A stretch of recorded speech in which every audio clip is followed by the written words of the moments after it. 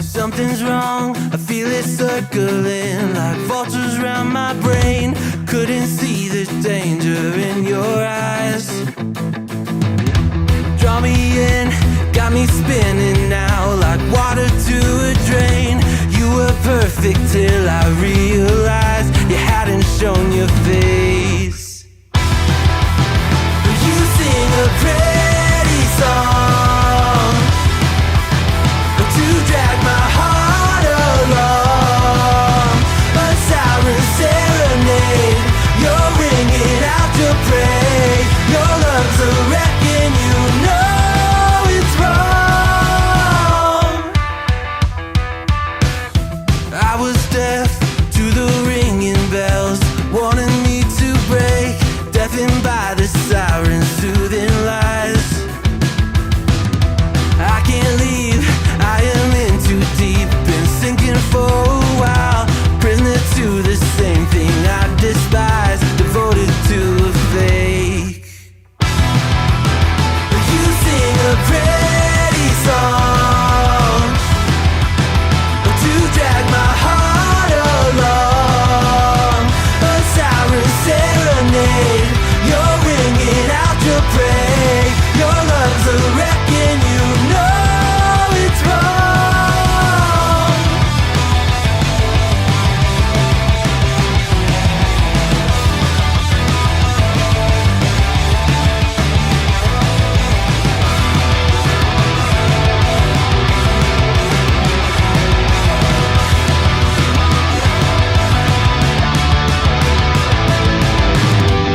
It's over, same story. You lose to love and glory. It's over, same story. You lose to love and glory.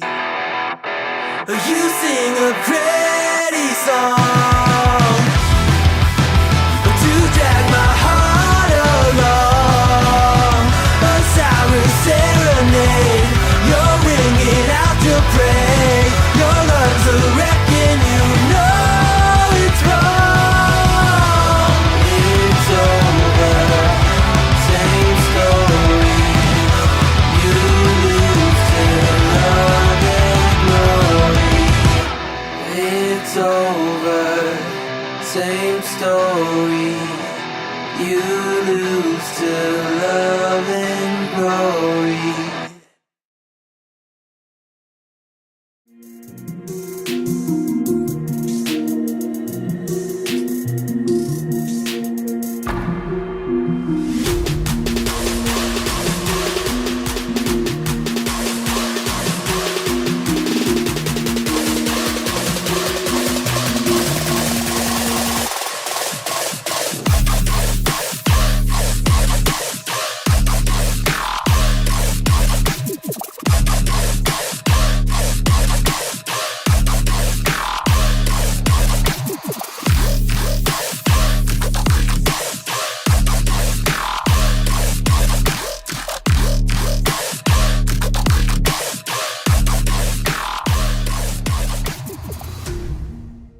You made me hungry, man.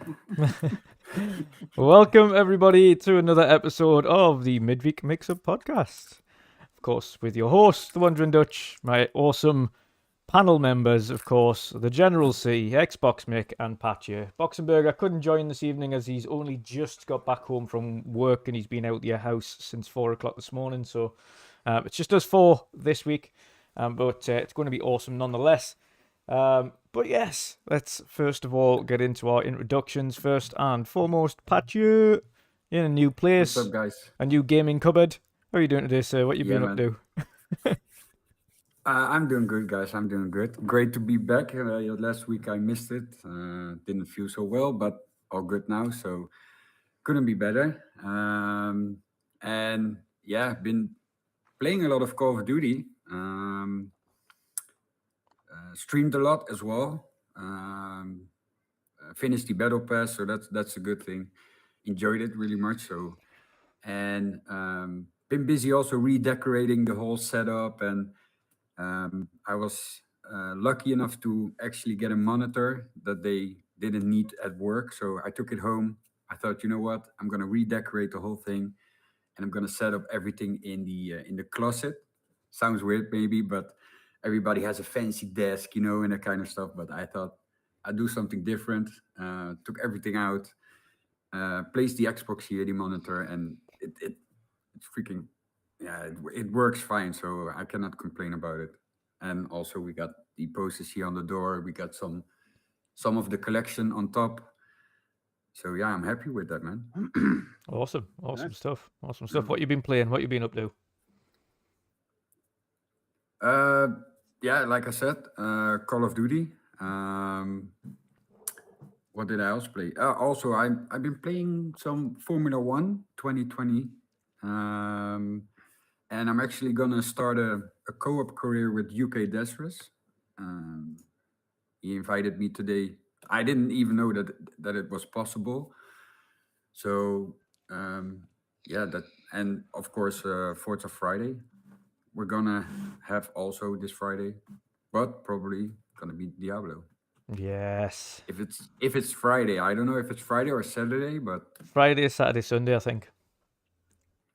then, yeah, then I hate to say it, guys, but then it's no Forza Friday for me. Yeah, we're gonna see, but most of that, like I said, most is Call of Duty. So Awesome stuff. Mick, how you been, sir? What you been up to? What you been playing? Yeah, I'm doing all right. I still inquiring about moving and stuff, so it's still early days, but yeah, it's hard, isn't it? It's trying to get the money together and get stuff done it's not easy. Nope. So it's not going great, but still trying. Good news is work's on board, so Good. I still have a job. So that's the big difficult question out of the way. Now it's just a case of getting off my ass and trying to find a way of doing it. So yeah. Other than that, I have been playing some Sea of Thieves as usual. But I've also started Miles Morales on the PC. Nice. Yeah, it's pretty good. I went. They were both on sale on Steam, and decided to skip out the first one and just go for the Miles Morales one because I didn't need something quite as big. I know it's a bit shorter than the main game. Yeah. So I sort of thought, yeah, that'll do. Just trying to kill a bit of time between now and probably Dead Island. Mm-hmm. I think I'm gonna pick that up, and I'm probably gonna pick up 2 copies so Chris can play it as well. So Yeah. So yeah, it's time to use some of these reward points. That's fair. Yeah. So it's not going to cost me out. Just my reward points. So, remember to save some for the Starfield console. Oh, don't worry. I'm good. I'm still good with that. You're like a millionaire with those points. I'm at about 600,000 now, almost. Jesus. what? I've got like 5,000 points or something. I'm so busy trying to get the 10,000 points so I can get a gift card from €10 or $10, And you're talking here 600,000 points. Jesus. It's gonna buy me a console one day, mate. Yeah, Absolutely. It's going to buy you a Definitely do Starfield that. console, I reckon. I think it could be. I don't know though. It depends. I mean, sure. I don't know whether we're touching on this sort of rumor about mid-gen consoles. It'd have to be. It's got to be if it's just another slight variation of like the Halo one, just with a nice, with a sort of Starfieldy theme. Unless it's really nice, I might just wait and see. Yeah. Whether something, if there's a next gen console. They've got a nasty habit. I remember, like with a lot of the previous limited edition consoles, they put out a really nice limited edition console, and then 6 months later they announced they're doing a next gen console, and you're back to a black or white console. Yeah. So we'll see. That's why I just do them myself. Yeah. Yeah. Becomes much easier. Well, I would say much easier. You were looking at that Hellblade one today while you were watching that trailer, weren't you? Yeah. Just staring at my Hellblade console, just thinking, when can I actually play Hellblade on my Hellblade console? One day. When can I play Fable on my Fable console? I was just saying, looking at my Fable controller, thinking, one day I'll use it. One day we'll get there. One day we'll get there. Oh dear me. But yeah, we'll talk about Hellblade and the UE5 stuff, because there's been quite a few things from GDC and UE5 today that just look mighty impressive. So we'll definitely talk about that. Next up, the General C. How you doing, sir? Hello. What you been up to? What you been playing? Not too bad. Finished decorating my room. Just got a few little things to put up. Just a wall art. I've got to rewire some stuff as well, because it's an eyesore at the moment. The wires are just not how I should have them.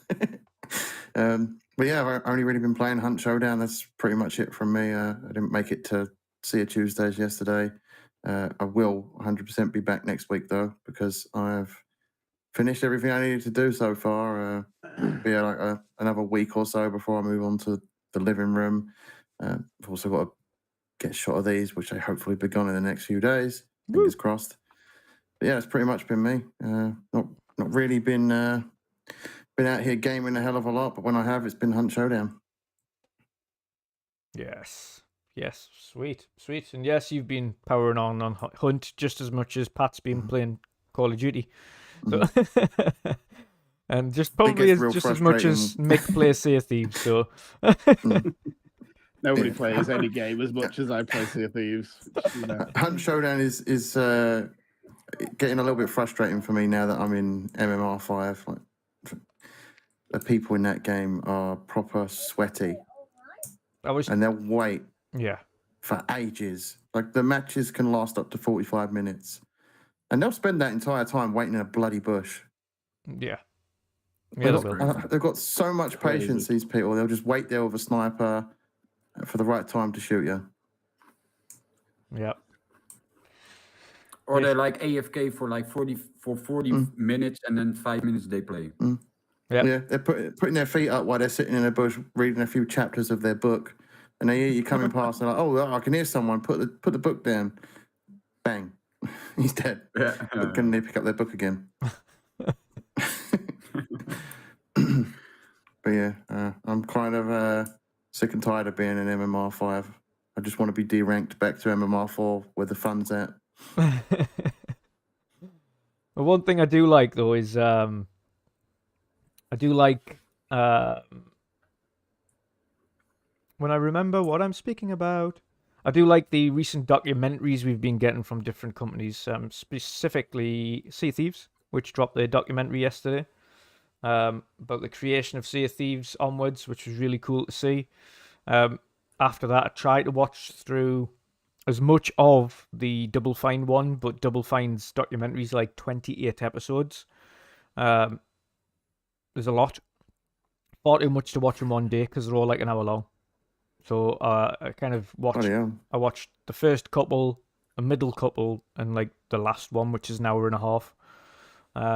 Good documentaries, but I think the short and sweet version of the Sea of Thieves one was definitely much better.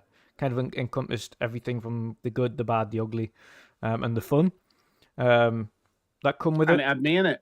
Yep, and you appeared very momentarily in the background there. Just a brief second. For a brief second. Yeah, Sea of Thieves Fest. Did along with they drop the documentary? Yes, it's on Sea of Thieves channel. Yep. Okay. Yeah, it's worth a watch. Definitely very fun. Watched that, yeah, very fun. Okay. It's good to see where they started off with, and I'm glad because I was getting like it was coming near the end of the documentary, and I was like, "Oh, they're going to even mention the Pirates' life stuff?" And then they did, and I was like, "Oh, yeah. Awesome!" They did start mentioning it. Yeah, Logan, my mate Logan was in there, and Sightless. Yes, both of them made it in the show. Yeah, which was great. It's great to see. Definitely, it was really good to see.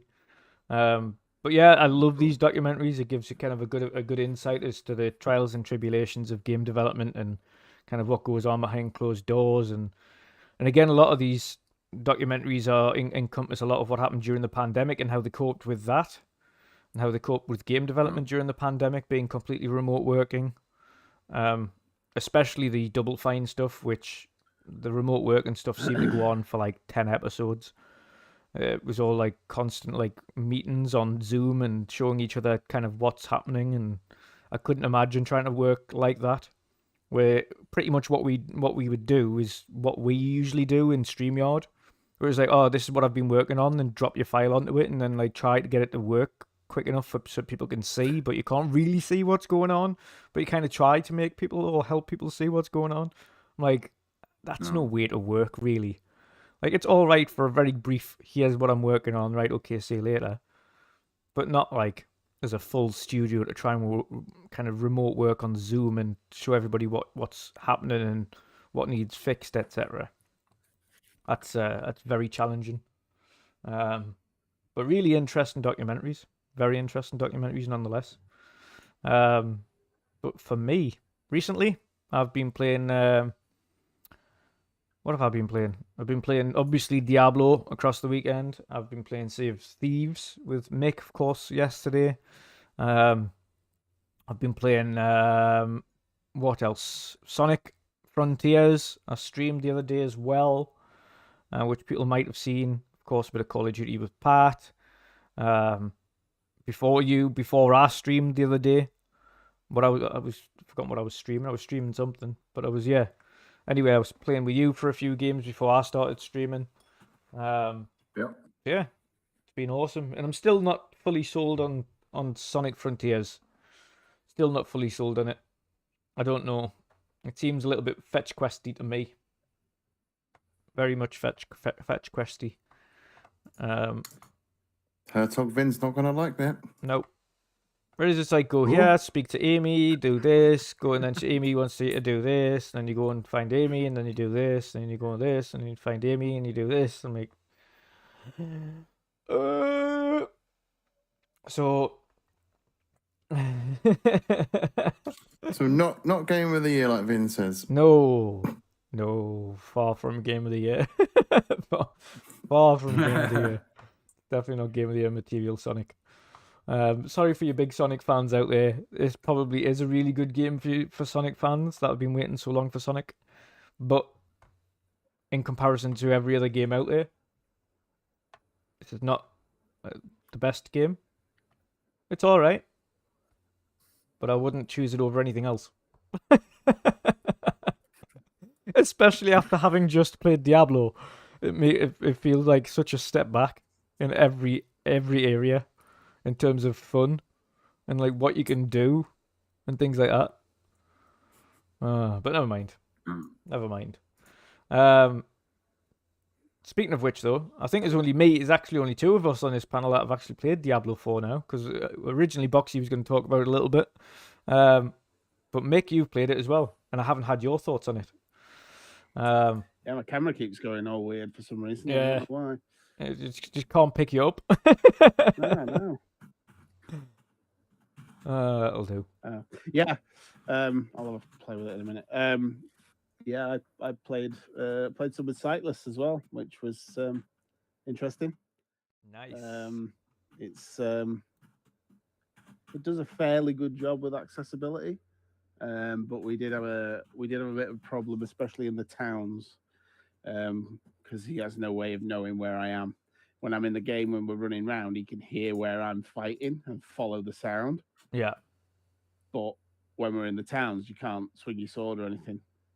So it was a bit of a challenge there. There's definitely some things they need to improve on that, but we got through quite a bit, and we got through to the one of the bosses and completed it. So yeah, we did all right. It was good.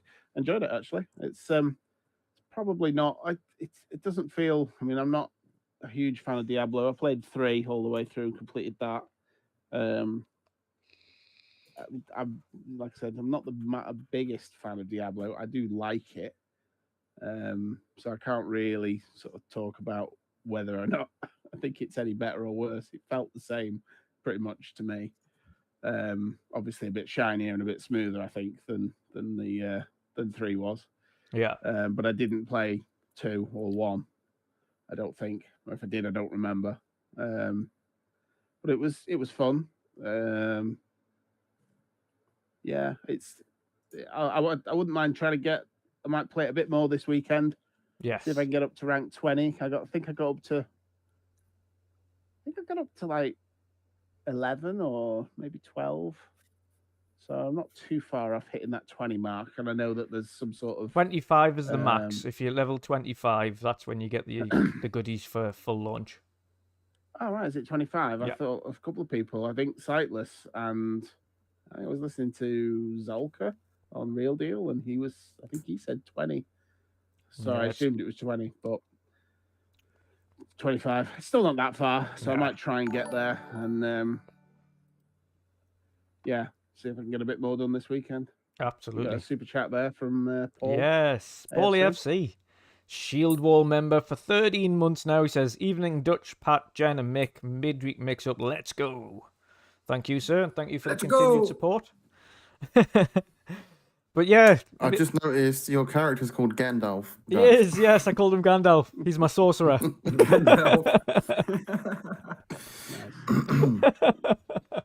And Boxy just chose his name. I am Gandalf. Oh yeah, I see it right now. Yeah. But yeah, Mick, what's your kind of overall thoughts on the game itself, though, in comparison to? I mean, like I said, in comparison to 3, it's kind of head and shoulders above it, to be honest, in my opinion. I thought it was just so much better on all fronts, graphically, gameplay, just felt so much better. I think the game, like I said, I need to go back and just have a bit. I haven't played 3 for a very long time, but it's obviously a lot shinier. It's a lot better than the game wise. But to me, it's the game itself with Diablo, that overhead sort of hack and slash sort of thing. Yeah, I get in the mood for them and I play them. yeah, But if I'm not in the mood for it, it's just like, yeah, I don't know. So I was going to pre-order it, but I don't think I'm going to bother. I think I'm going to wait and see if this acquisition goes through and it goes into Game Pass. I'll probably play it then. yeah. But yeah, it's definitely. I did like the way the cutscenes worked and the way the game sort of zooms into the character and then bam into the cutscene and Yes. stuff. That felt really good. They've obviously put a lot of work into it. It's just not really something I'm into.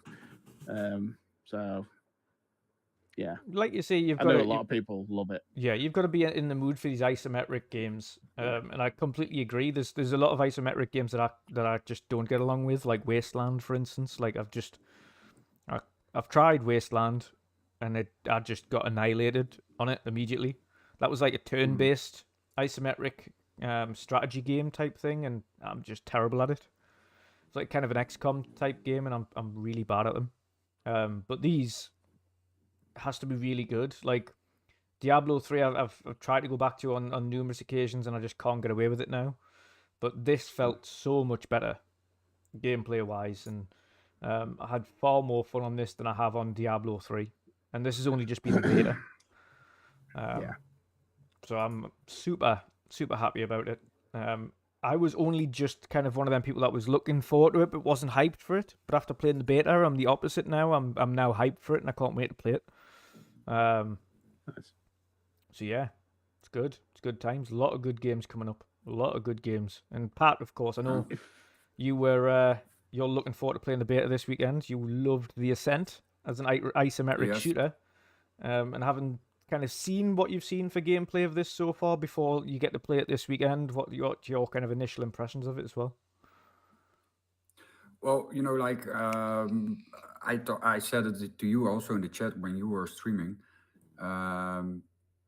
Boxy also, like he said when we talked about The Ascent, he said gonna love Diablo, that kind of thing. I was a little bit unfamiliar with Diablo in the beginning. Yeah. But after talking with Boxy, I did watch some gameplays and that kind of stuff, and I was like, okay, looks interesting, like it looks pretty cool. But actually seeing this game right now is yeah, like I said, I already downloaded the beta, so for people in the chat, you can download the open beta right now. Yes. But I need to do First that. of all, the cutscenes are insane. Really. I was watching your stream and I was like, damn, this looks good. This looks really good. And after that, I saw some gameplay. Also, what we see now here, yeah, I'll definitely gonna love this game because I like a little bit of a hack and slash and the way this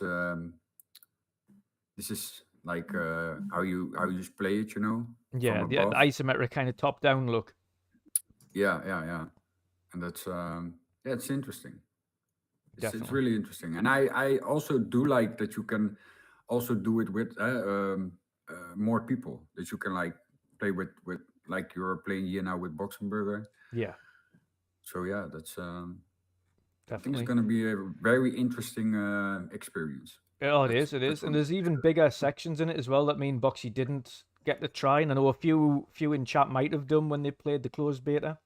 But there's things called kind of world events that happen a couple of times a day, and they're these Okay. huge bosses that come out the ground that you need a team of up to 12 to beat. And it's kind of a timed boss, so you've got to beat it in the time frame. And if you do manage to beat it in the time frame, then you get like super rare kind of legendary loot and a lot of it. 12 people, did you say? 12. That's going to be That's- hectic on screen. That's like Teenage Mutant Ninja Turtles, Shredder's Revenge But kind it's of only hectic. it's like your 12 people versus one big boss. There's not loads of them. It's Bloody hell. just one big world boss. Yeah. Um, And that's the same thing that you have with Assassin's Creed Origins. Once in every time they have this big like pharaoh kind of boss. yeah. You need to go to the desert, and it's like also a timed boss. So you have a certain amount of time to actually beat him. You get like in-game content, Yeah. but that's a boss that you need to do by yourself, of course, not with like With multiple with lots of people. no. It does state as well that like it is literally impossible to beat by yourself, so you do need people to join you. And I've seen a few Okay. people with full teams that say, "Oh no, we managed to beat them with like a team of 12." And then I've seen people with like teams of 8 and 7 and things that didn't beat them. So it's obvious that you do need a good solid team to take down the big boss quick enough. That's crazy. So But that's also a lot of fun. yeah, oh yeah. And the good thing is, that. there's a lot of smaller kind of world events as well that happen all the time that have little orange circles on the map. And there's also, which I've seen a few times as well. I don't know whether or not me and Boxy come across it, as you'll see me and Boxy playing on screen here. And he sends in a super chat here and he says, "Look, it's me assisting Diablo and Dutch. Sorry, Dutch in Diablo. Have a great show, guys. I'm sorry I Diablo can't and make it." Thank you for the super chat there, Boxy. But yeah, he's but there's also kind of little smaller world events where you've got like these kind of mini bosses that you have to take down that are surrounded by hundreds of other smaller kind of enemies. And this kind of certain task that you need to do to take them down. They're quite fun as well. But standard, you have a team of 4. And for the big world bosses, you can go up to a team of 12. Okay. So yeah, it's a lot to that's take cool. in. And to be fair, for a single playthrough on the beta, and it only covers a portion of Act 1, it's still about 4.5 hours of game for a single playthrough Okay. in the beta for only Act 1. So there's a lot of gameplay in this beta. A lot. Like you can literally... That's crazy. And there's so many side quests and things like that to do, and so much loot to get, and so much leveling up to do. And there's a lot of things that haven't got in the beta. So they haven't got mounts, so there's no horses or any mounts or anything you can ride, but there will be in the full game. There's 2 more characters get unlocked this weekend to try. So you'll also be able to try out the Druid and the Necromancer. So the Necromancer, of course, can raise the dead, and the Druid can control animals and wildlife and things like that. So that's The one that you just said, the Necromancer. Yeah, that's a new character, right? Yes, yeah, It's I think it was that's the one that DLC. they, It was DLC in 3. yeah. Okay. Okay. Yeah, but a And new what do you character. recommend? Like, if you play for the first time, what kind of character do you recommend for this? It's, Sorcerer. start to with? be honest, it's up to you because you Eh? can have character slots for every one of them, so you can kind of jump on Okay. one, play from using the necromancer for like 20 minutes, see if you like it. If you don't, then create another character and then see if you like that. I would say the sorcerer is the easiest one so far. The sorcerer just obliterates Okay. everybody, and of course you've got magic and Sorcerer's- ranged attacks. Then you've got the rogue. Sorcerer's quite overpowered, isn't it? At the Yeah. moment? Super. As So you can they'd see here, like me and probably- Boxy are both necromancers. Sorry, both sorcerers here, and we've just like wipe out rooms with no effort. There's a chance they'll probably nerf that for this next one. Possibility. Yeah. You've also got the rogue, which is a ranged one, which is all arrows and things like that. And but then again, I've seen people with really overpowered rogues as well. This is one guy that found a legendary bow, and when he attached some upgrade to it, it had explosive rounds, so he could select a section of the floor, and anything that was on that selection just got blown to smithereens with his round. Okay. So they've all got some overpowered moves. It's just about kind of upgrading them and making them overpowered. But the sorcerer is the only one that's overpowered from the get-go. Like, the sorcerer is just OP straight away, like all the way through. Okay. But yeah, I'd probably, if you're new to it and you just want to get in there and have fun, the sorcerer is the easiest one to recommend to just get in there and have fun. All right.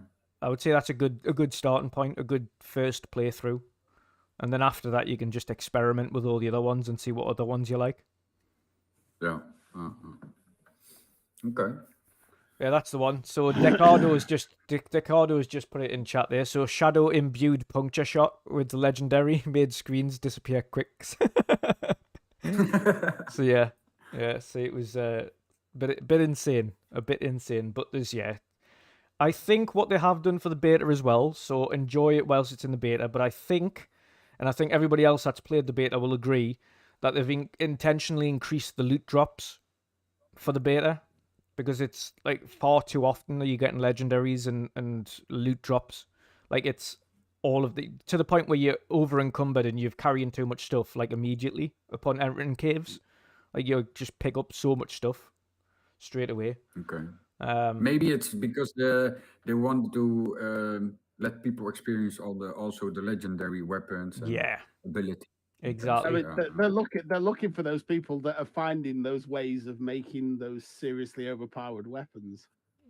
Yep. That's what they want. They want you doing that so that they can go, yeah, we're not having that. Yeah. I was going to say though, the good thing about this is that there isn't, unlike a PvP game where you're going against other players, there isn't an overwhelming requirement for them to nerf things dramatically. They probably end up buffing other things or just increasing the enemy life or the enemy damage or something like that to make the enemies a bit harder. If it was versus and you were going against other players, I would say there's an overwhelming requirement for them to nerf things. With having no PvP, there isn't a massive requirement to do so.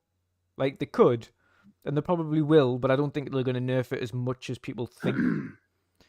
Tell that to Minecraft Dungeons. Yeah, oh god, I know. But I think that's also, it depends on if people do speedruns and things for it, because I know people did speedruns for Minecraft Dungeons. They're probably going to try and do a speedrun for Diablo. Oh yeah, definitely. And that's where they'll bring in nerfs, is mainly for the speedrunners. So stop speedrunning it, you're ruining it for the rest of us. Yeah. But I'm really looking forward to playing with some more co-op on it this weekend. I played mostly solo this weekend, and then eventually played this video you see now with Boxy, and we played a couple of hours worth of sorcerers, and at the beginning had some rogue gameplay, and he was playing as a barbarian, and he didn't like barbarian at all, which is fair because barbarians, like, he feels underpowered in comparison to anything else. But he's a tank.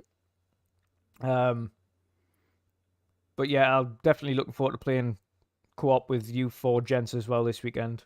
We're gonna have some fun on that. Oh yeah. One thing me and Boxy Looking do forward need to to that. point out though because we found this highly annoying and pointless, was everybody needs to download Battle.net. The only way to play with your friends as it stands is to download Battle.net, which is an app on your phone or an app on your laptop. Sign into your Battle.net account, add your friends on Battle.net. When you've added your friends on Battle.net, then you can send them an in-game request to play on Diablo and play it together. You can't just send an Xbox Live request, because if you try it, it doesn't pop up. Like an Xbox just a normal Xbox game request doesn't pop up. You need to add each other on Battle.net and then be able to play together, which is a pain in the arse. Modern gaming. And it needs changed. Is it? But that, like that's weird though, because like what you have with Modern Warfare 2. If somebody is playing on PlayStation, Yep. it's obvious that you need to add him on the Call of Duty kind of way. Yeah. But on the same console, that's weird though. But... Yeah. We think the reason is because of what you've just said. With like Call of Duty, when crossplay gets activated, because I don't think the beta is crossplay, when crossplay is active for the full game, then Battle.net makes sense. But when you're just playing with your Xbox guys or you're just playing with your PlayStation guys, you shouldn't require Battle.net to play with your friends on the same console. It should just allow you to play with your friends on the same console. Yeah, exactly. So, yeah, it's a bit of a piss on, but again, it's just for this beta. So people download Battle.net. Make sure you've got yourself logged in and things ready to go for the weekend on Battle.net. So if you want to play co-op, then you're ready to go on that. Again, the app's available on your phone as well as on PC, so you can do it that way. Just make sure you're all ready to rock and roll for playing co-op on the weekend if you are playing Diablo. Downloading now. But it's going to be awesome. It's going to be awesome. It's going to be good fun. Co-op is always a lot of fun. And the one good thing about co-op is that they scale the amount of enemies on screen depending on how many people you have in your party. So that if you're by yourself, there's going to be a lot of enemies. If you're with another person, there's going to be double the amount of enemies, so on and so forth. So it's going to become a point where you're with 4 people and it's going to be absolutely manic on screen. And that's the type of shit you love. I love it when it gets insanely cluttered. It's going to be like Shredder's Revenge, where you can't see anything on screen. Yep. It's going to be exactly like that. It's going to be great. Can't wait. Hey, by the way, talking about Shredder, they actually added this skin in Call of Duty. Really? From Shredder. Yeah, man. Really? See, I have a big problem with that. I don't like the look of Shredder in it. It looks, he looks really cool. It looks really cool. I disagree. I would have to see this now. I think he looks pretty garbage, to be honest. Shredder never uses guns. Shredder's never used guns in his life. No, yeah. Oh my god. It's like when they added Ghostface to Call of Duty. I was like, yeah, because Ghostface uses guns in Scream. Yeah, just skins that don't make sense. The helmet looks pretty cool. Yeah. But yeah. They done him wrong. He needs to be more purple. They could have just added a samurai skin and that would have been good enough. That's the problem, isn't it, really? Never mind anything else, whether he's using guns, you just want him more purple. Yeah. No comment. Yeah, never mind. Speaking of other big games coming out soon that are getting really good positive feedback, Redfall eventually had the media previews went live. So those who had the privilege of going to play Redfall for the first time, if people have watched the Sea of Thieves documentary, you'll have seen that they, of course, before release had something very similar. They invited, and they did it a different way though. They had a competition, got a lot of awesome people from the community to come and play Sea of Thieves for the first time ever. They were the first people to play it, and that was the gameplay they used to show off the game at E3. With this, it's a little bit different.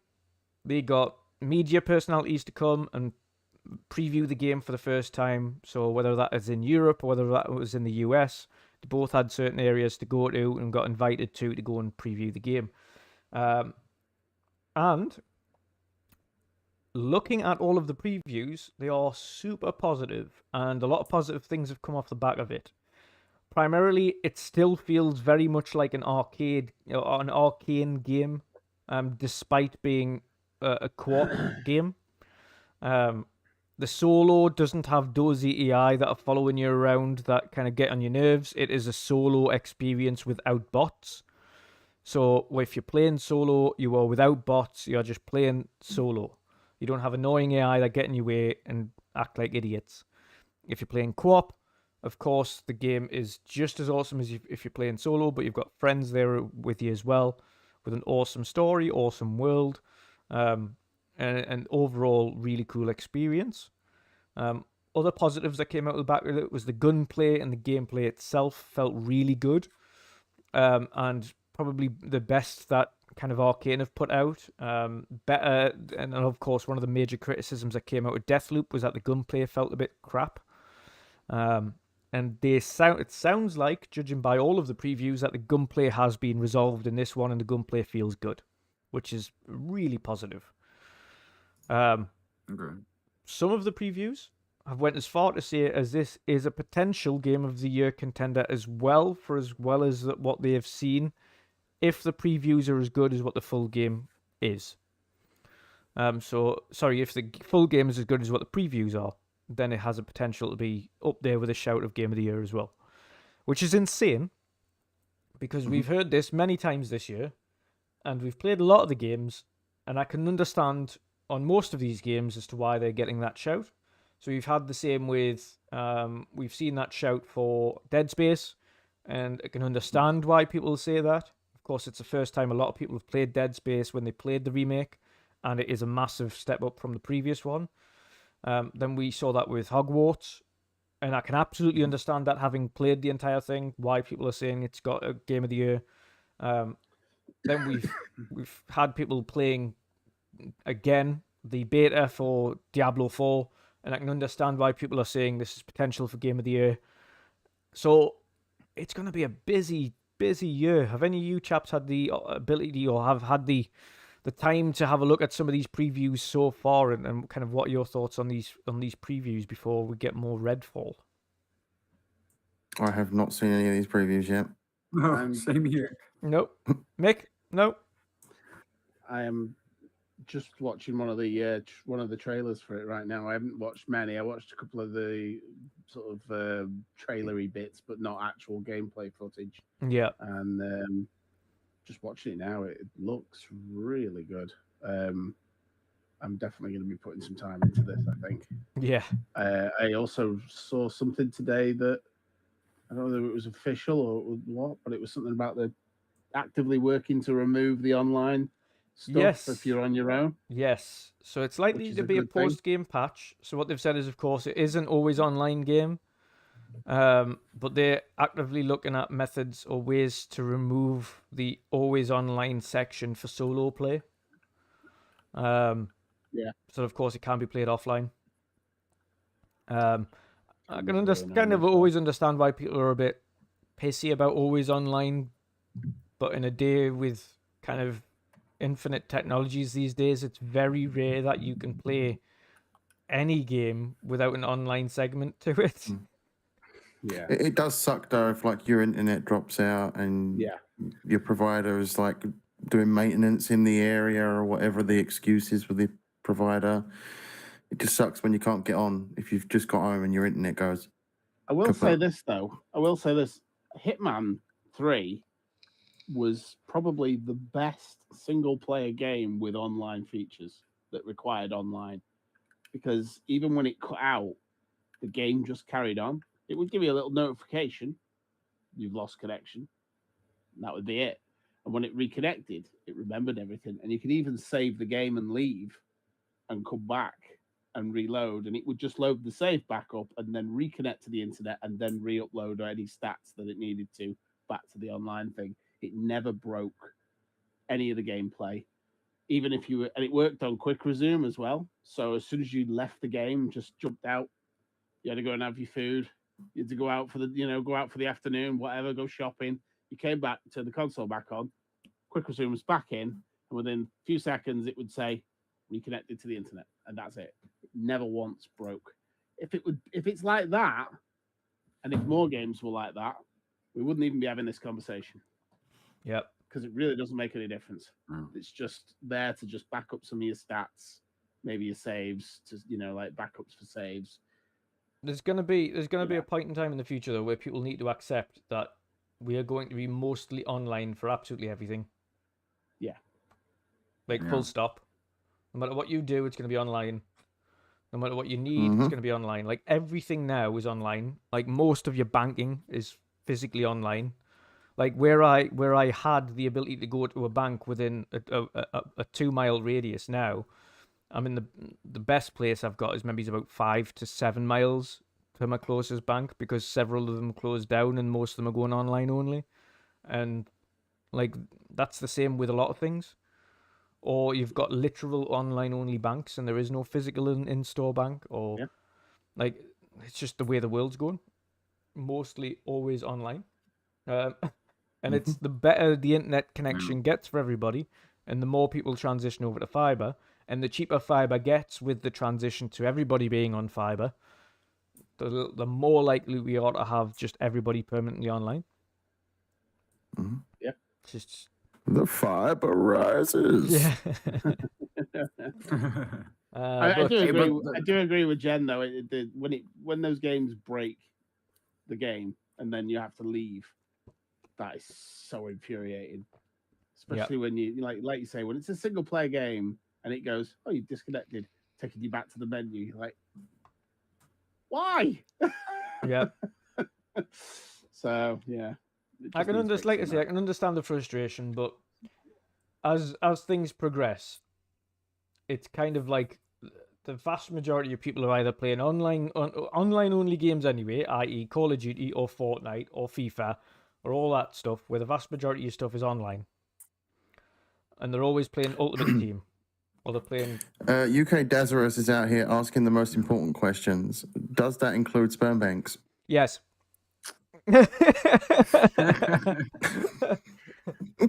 Yeah, you've got to digitally post that now.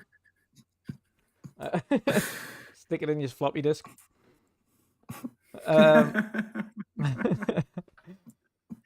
But Hey, but Dutch, to come back on that question about the impression, the gameplay of Redfall. yeah, Because I'm watching it right now and it does look really good. yeah, The guns look really nice. The effects as well. The surrounding of the areas where you walk. This looks really interesting though. It looks really good. Even because you're like playing in first person. Even the detail of the character that you are playing looks really nice. So yeah. they paid attention to a lot of those things as well. Yeah, a lot of detail. A lot of detail. To be fair, the more I hear about it, and rightfully so, there was two. Balatone put it in chat there. PC Gamer and Giant Bomb were the only ones that really had a problem with Redfall, and they weren't impressed with it. But the vast majority Okay. were. So it's to be honest, it's depends. Everyone's going to have an opinion. From what I've seen, the more I see of it, the better it looks. I wasn't, again, these were the same guys that said Deathloop was a 10 out of 10. And I wholeheartedly disagree with that.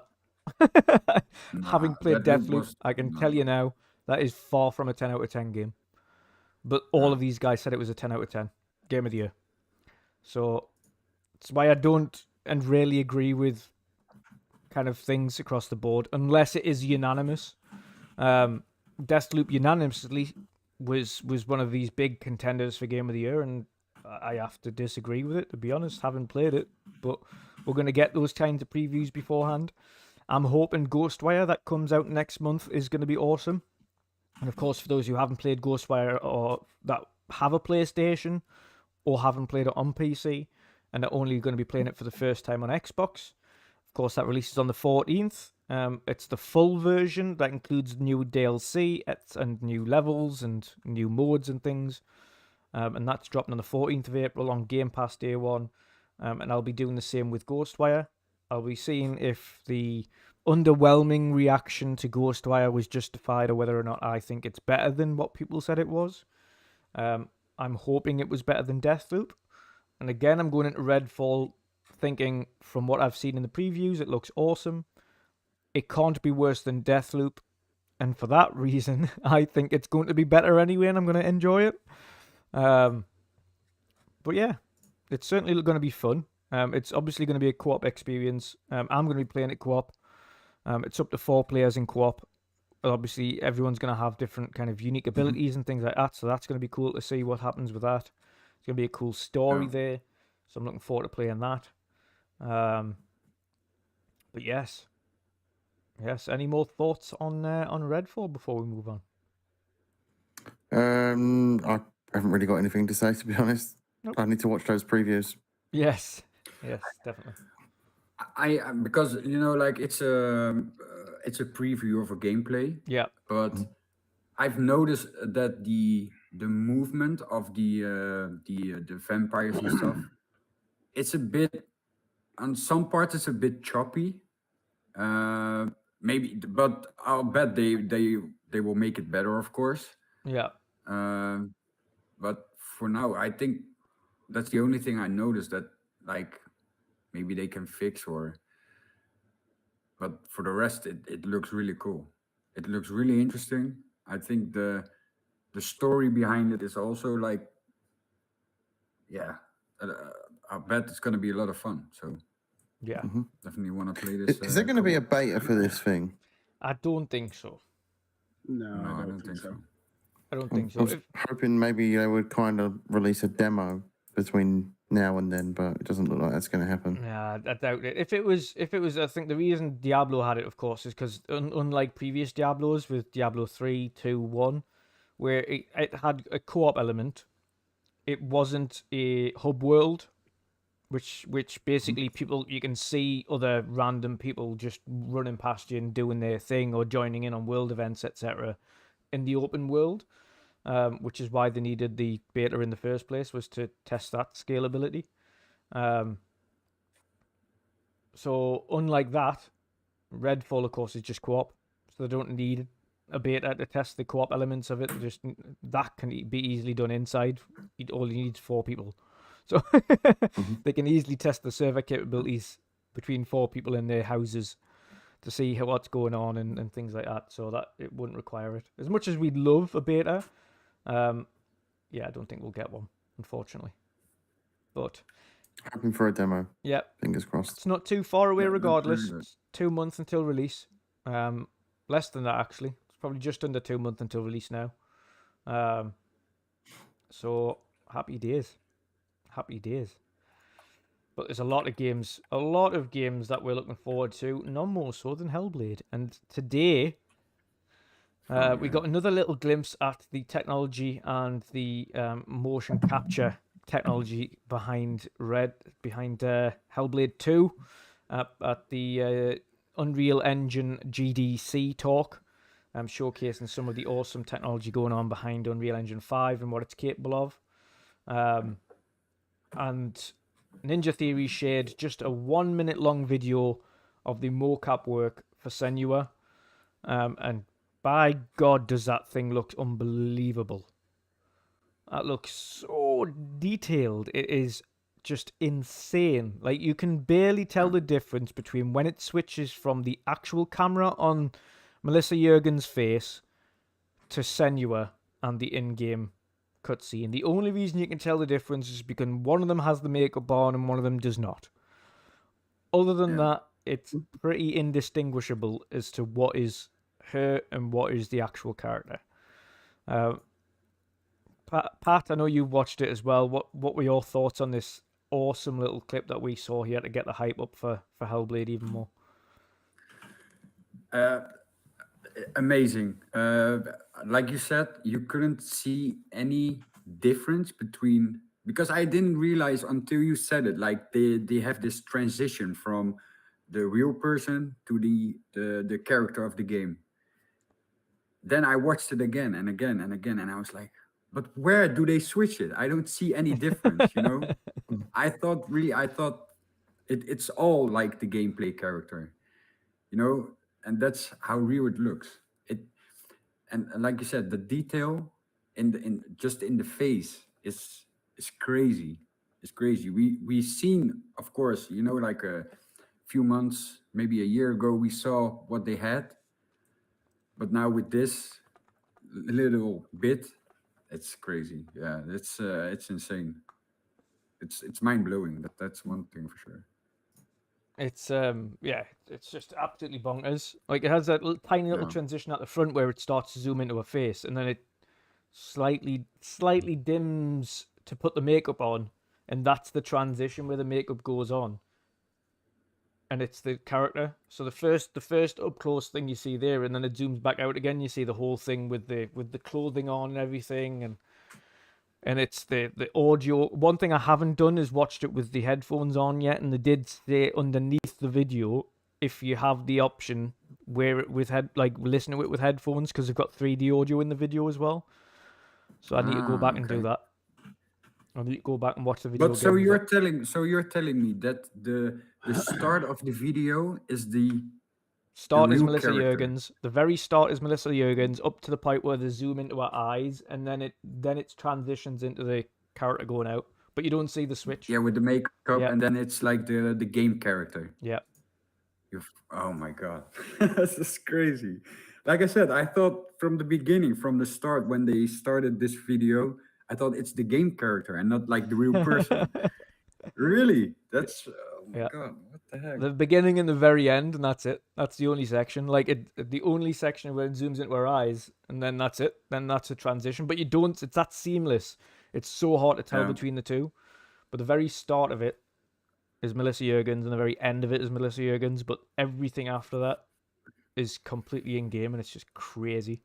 It's just crazy Yeah, it levels is. of detail. The lip syncing, the facial animations, the sheen on the eye, and seeing the flames in the eyes and things like that is just completely next level. The lighting effects in the eyes are fucking amazing. Yeah. Yeah. And it's like even just the speech that she gives off, and that is a section from the game. Like that is an actual part of the game, which is even crazier. So that speech that she says is in the game, which it's like goosebump inducing because she's like, I don't care about your gods, like I'll kill your gods, like I'm not You bothered. can tell that her acting skills have elevated since the first game. God, yeah, and she got. Yeah. I'm sure she got a BAFTA or something for her acting skills in that one. Yeah, she did. Yeah. I think they also kept. I think they stopped for I think because of the COVID, but they actually had like some kind of online diary where they film small parts of like the acting, the things that they do behind the scenes. Yeah, I think it's on Ninja Theory's YouTube channel as well. yeah, it is. And they're That- coming back with and more like- of them diaries as well this year. So over the next couple of months, we're going to see loads more of them dev diaries again. I think we're going to see a little bit more combat. Because they keep putting these little teasers on Twitter every now and again, and you see them like doing combat. They had this huge dude. I don't know whether or not you guys saw the clip on the Twitter page the other week. They had this massive man mountain of a bloke that was a stunt guy kicking. It was another person in the office, and that might have been them. But like the height difference, this other person was either like 2 foot tall, or this other guy must have been like 7 foot plus, but he was absolutely massive doing this.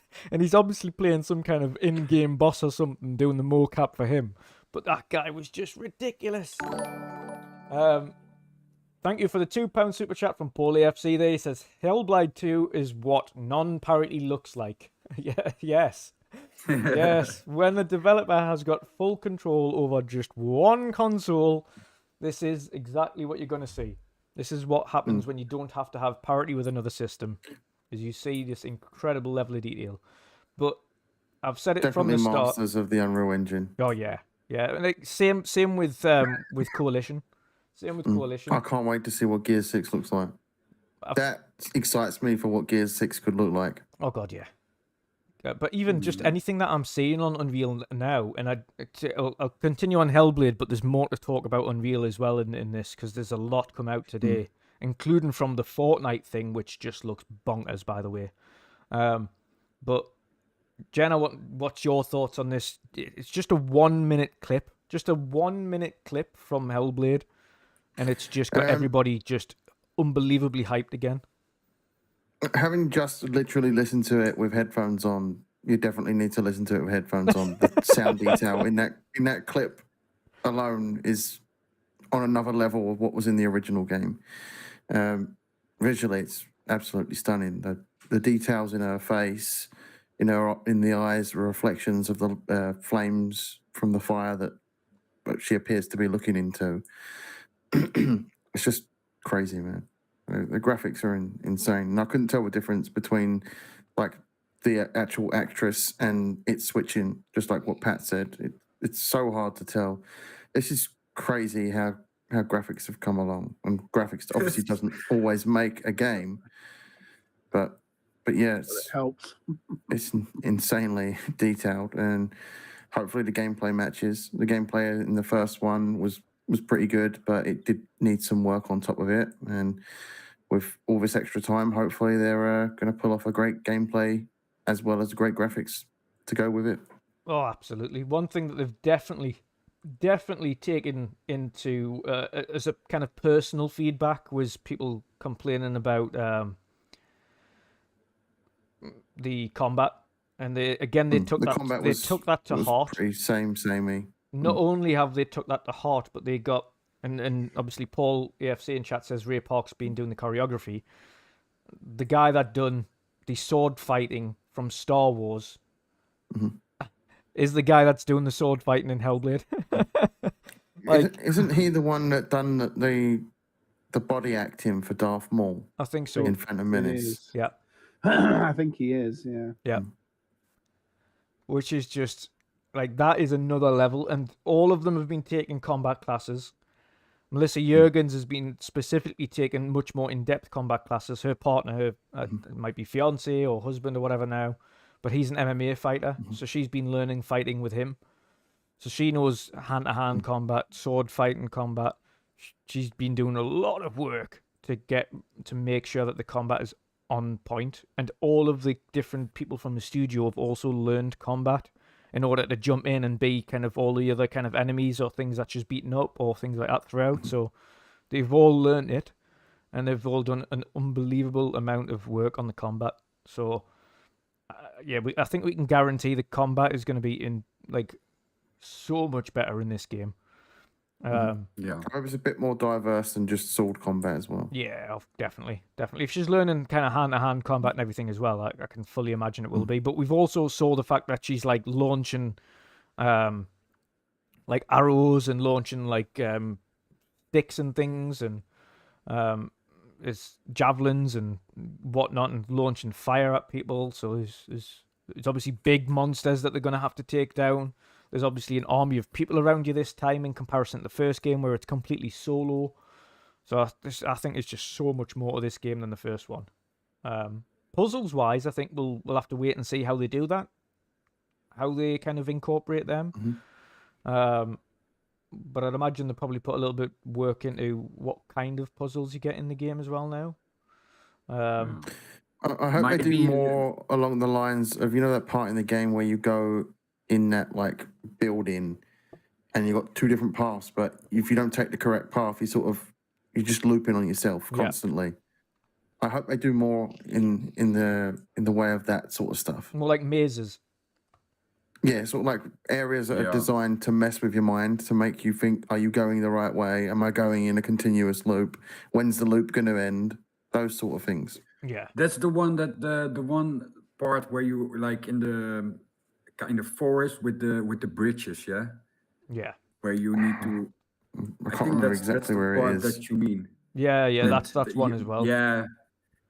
Yeah. I was stuck there for a long time. really, really frustrating, but yeah, it's crazy.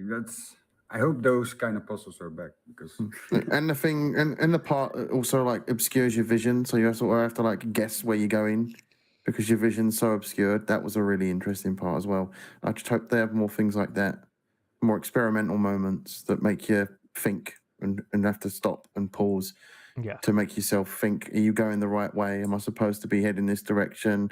Am I supposed to turn exactly. around right now and go the opposite way? Just things like You that. never know. It maybe No.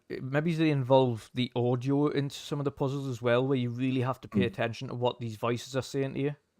Where they're like, no, you're going the wrong way. You're going the wrong way, and you're just like, no, I'm not. I'm going. What are you talking about? It's definitely this way. I know I'm going the right Yeah. way, and your voices are telling you, no, you're not. You're going the wrong way.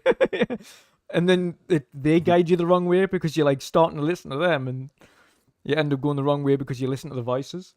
They could be like Yeah. use all of these mad techniques to kind of put you off doing things correctly. Sean, who's Stuff Sean, of course, who's been a member for 12 months now, mix-up berserker. He says, just rewatched Hellblade 2 trailer. I don't even think the intro is real. I think it's in engine. The only the end is real life. Crazy. It really is hard to distinguish, and really, really hard. And that's testament to the studio. That is testament to the Hey, but studio. in this 1 minute clip, so they start off with the real person, Yeah, then it transitions to the game character. yeah, But I noticed when she's standing behind the fire, once the fire like lights up, it transitions again to the real character and then back to the game character again. Yeah. Have you seen that? yeah. It's what the it's insane, man. Jesus Christ, that's crazy. That's crazy. You really need to rewatch it a few times to actually see. Okay, now like they transition, from game to real character. Yeah. But it's just insane. It's really insane, man. And I cannot wait for this game. What the cutscenes are gonna be like. Oh god, yeah. You Oh know? god, the cuts. If Oh my that's a God. glimpse at some of the cutscenes, we are going to be blown away, like absolutely blown away. Mm. And the one thing, like, Yeah. I really can't wait for the soundtrack as well because it's been done by Heilung, yes, and they're an amazing band that use a lot of like rudimentary instruments, and it's so good. If you haven't listened to them, go and listen to them. You'll get an idea of what the soundtrack's going to sound like in this game. yeah, definitely. I think Sean is right. By the way, I was thinking that myself. I've just been back to watch it again, and that first bit of the video, she's not. It is. I think it's gameplay. It's not her. It's an animated version of her, because in the final bit when it's actually her, she's got the headset and the body bits on. So the first bit is actually just an animated version of her. It's really hard to tell. I'm almost certain it is. I think he's right. But the problem we've got here, and the reason why it's so hard to tell, and the reason I think it's even more hard to tell, is because I know they've done photogrammetry of her entire outfit. Yeah. So I know all of it has been photo scanned in to the finest details. So even if it is her with the costume on, it looks like it's the in-game character with the costume on. So that to know what the difference is physically impossible. And this is just it's insane, which is why we're having this debate now. Like, people are just like so confused as to what's real and what isn't. And that's just a testament, not just to Ninja Theory, but of course testament to Unreal, and the tools that they've provided to these developers is clearly just on another level. Like, it's just bonkers. But that's a compliment to how good the graphics are. Yeah. That you can't tell. Yeah, exactly. Just absolutely bonkers.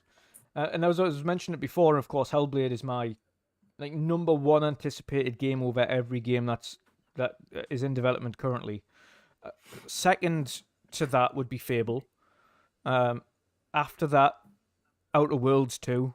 That is so far out. I haven't seen anything of the game, but I so much enjoyed Outer Worlds. Like, I cannot wait for that one. Then comes the likes of Starfield and Avowed. Then comes everything else. But like, Hellblade is without doubt my number one most anticipated game for Xbox, without a shadow of a doubt. It is just like the technology and the craftsmanship that they've put into this, that we've been able to see from behind closed doors, is just nuts. Like, the level of photogrammetry for every item of clothing that is going into that game, all of the weapons that are going into the game, everything's been photo scanned into the engine so that it looks real. Like, that's another level. They've went out to Iceland to record sounds of ice melting and water droplets and snow, and like, it's just bonkers. Like, the level of detail they've went into, like, photo scanned the entirety of certain sections of Iceland and things like that. Like, Yeah, it's that's why I'm crazy. so hyped for this game. Like, I cannot wait. I cannot wait. It's just bonkers. I'm gonna have to replay the first game again. Yeah. I've still got one achievement I need to get. It's the stones, the law stones thing. Yeah. Still haven't finished it. Do need to finish it. Oh yeah, you do. So good. I think I got stuck on a bit, and I think I was just tired. I'm like, nah, I'm done. So I might have to get you to jump in and help me. I'm sure you'll look at it and go, it's there. It's right there, obviously, and I'll go. Oh yeah, so it is. Yeah, it's one of them. No, it's all right. And even I think it even inspired, because we saw a post from Phil Spencer about a week ago, and he'd literally just been to the studio to preview the game, and it inspired him to go back and finish getting all the markers on Hellblade 1. Yeah, and the finish same up the achievement game. I need. He went back to get. Yeah. He said, yeah, going to see Hellblade 2 has inspired me to 100% Hellblade 1.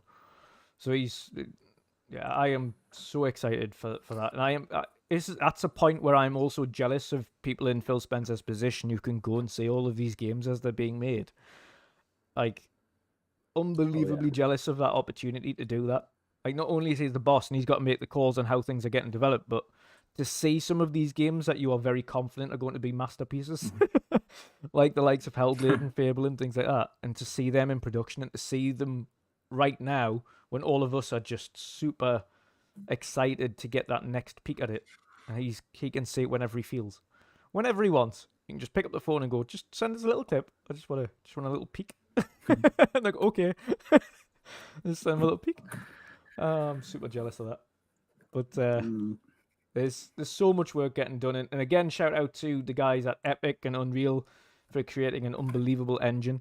Unreal Engine 5 is quite obviously what is going to be powering some awesome games over the course of this generation and beginning of next, as it kind of expands and gets better and bigger. And another one of the things that came out of that as well today is the updated Unreal Engine Fortnite tools for Fortnite creators, and some of the stuff that they've been making in the Unreal Engine Fortnite creator is just bonkers. It looks fuck all like Fortnite. Half of them look hyper realistic. Piqued my interest already. Half of them look hyper realistic.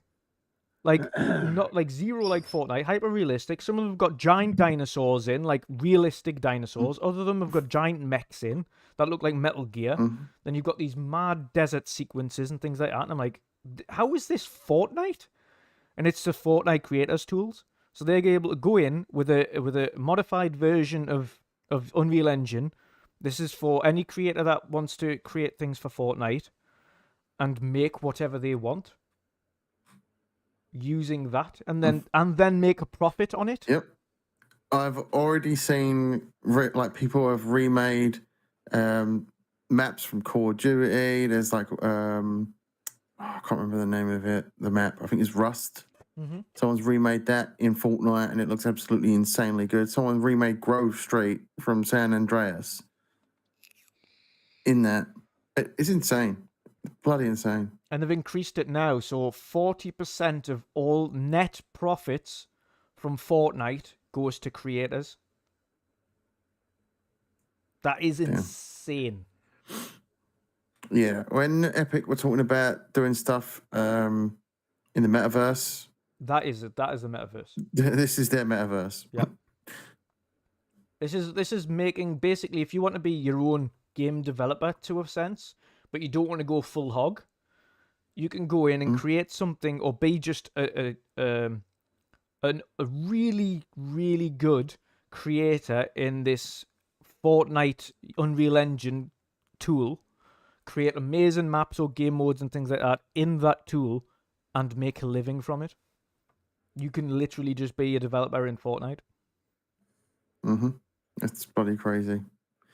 I'm just flicking through Twitter now, and some of the creations that have already come out. It's It's just absolutely bonkers. mind-boggling. I couldn't believe what I was seeing. I was like, "This, how is this Fortnite?" And the only thing There's that a makes it first look like person- Fortnite is the characters that you are. There's a first-person mode for it as well. What? Yeah. I seen another funny thing actually the other day. That was hilarious. They've remade Call of Duty in Roblox, and it looks fuck all like Roblox. It looks like Call of Duty 2. And it plays like Call of Duty. It has all the weapons, weapon upgrades, prestige, and everything, and it's in Roblox and it's free. I'm like, my daughter plays oh. Roblox. My daughter plays Roblox, and there's a lot of cheap, nasty, sort of very low requirement games in there. But then she plays a couple, and you look at them and you just go, "That's really impressive." Somebody's made, like, she loves insects and all sorts of stuff and like that. And she was playing a butterfly game where you're flying around as a butterfly, and like the animations they put in for the butterfly were really good, and the world that they got with flying around and collecting all these things and stuff, and all the background was really well made. And I just thought, you know what, somebody's really put a lot of time and effort into this. It looks really good, and it's nothing that we'd ever play. Yeah. But as a gamer, you should be able to, even if it's not your thing, you should be able to appreciate when somebody's put the effort in. And like these creators, some of these people that make these games within a game, really talented, really talented. Right. Fair play to them.